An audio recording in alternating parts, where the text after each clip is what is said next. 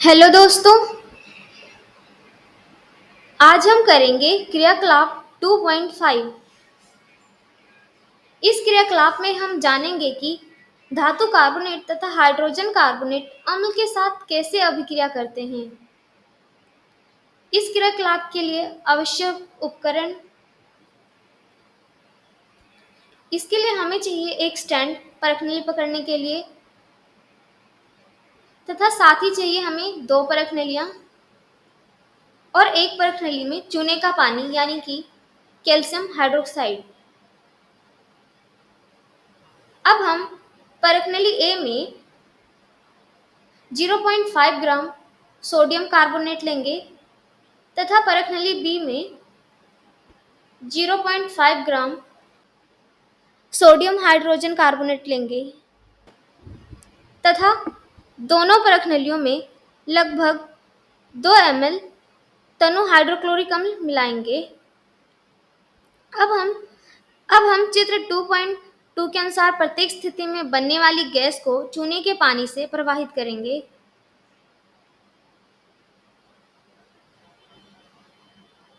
अब हम परखनली ए में बनने वाली गैस को कैल्शियम हाइड्रोक्साइड के विलयन से गुजारेंगे।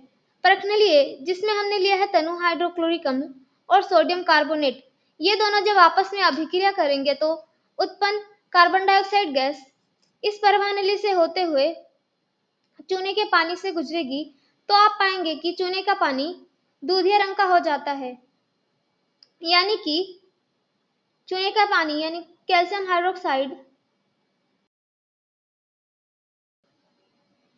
जब कार्बन डाइऑक्साइड के साथ अभिक्रिया करता है तो कैल्शियम कार्बोनेट और जल का निर्माण करता है।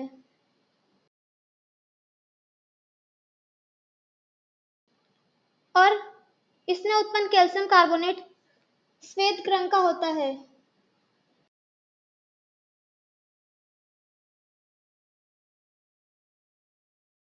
और इस कैल्शियम कार्बोनेट की वजह से कैल्शियम हाइड्रोक्साइड का विलयन दूधिया रंग का हो जाएगा।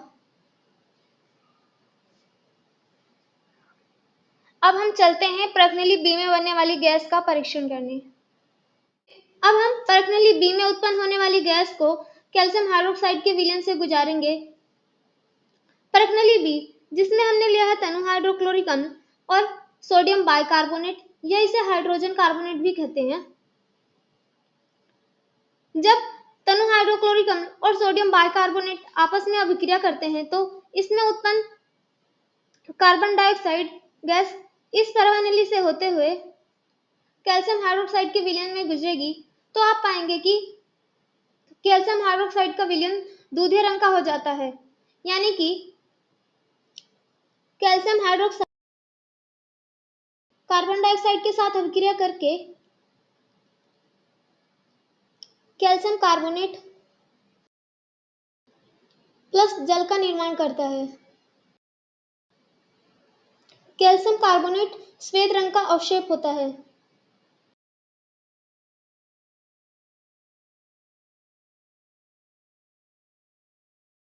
और कैल्शियम कार्बोनेट की वजह से ही कैल्शियम हाइड्रोक्साइड का विलयन दूधिया रंग का होता है। तो आइए अब हम परखनली ए और बी में होने वाली रासायनिक अभिक्रिया को सूत्रबद्ध करते हैं। आइए परखनली ए में होने वाली अभिक्रिया को देखते हैं। सोडियम कार्बोनेट जब हाइड्रोक्लोरिक अम्ल के साथ अभिक्रिया करता है तो सोडियम क्लोराइड प्लस जल और कार्बन डाइऑक्साइड गैस का निर्माण होता है।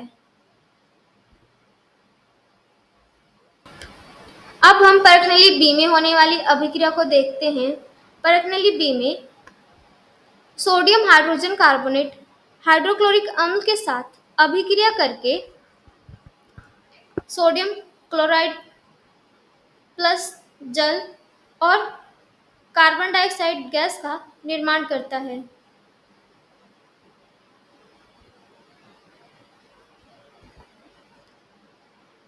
इस क्रियाकलाप से हमें पता चलता है कि जब भी कोई धातु कार्बोनेट तथा धातु हाइड्रोजन कार्बोनेट प्लस अम्ल के साथ अभिक्रिया करते हैं तो लवण प्लस जल और कार्बन डाइऑक्साइड गैस का निर्माण होता है। अब हम उत्पादित कार्बन डाइऑक्साइड गैस को चूने के पानी से प्रवाहित करेंगे। इसमें जब कैल्शियम हाइड्रोक्साइड कार्बन डाइऑक्साइड के साथ अभिक्रिया करता है तो कैल्शियम कार्बोनेट प्लस जल का निर्माण करता है। अब हम कैल्शियम हाइड्रोजन कार्बोनेट में अत्यधिक मात्रा में कार्बन डाइऑक्साइड गैस प्रवाहित करेंगे। इसमें कैल्शियम कार्बोनेट प्लस जल और कार्बन डाइऑक्साइड मिलकर कैल्शियम हाइड्रोजन कार्बोनेट का निर्माण करते हैं। चूना पत्थर, खड़िया और संगमरमर कैल्शियम कार्बोनेट के ही अलग अलग रूप हैं। चलिए मिलते हैं अगली वीडियो में। आशा करती हूँ कि आपको ये वीडियो समझ आया होगा।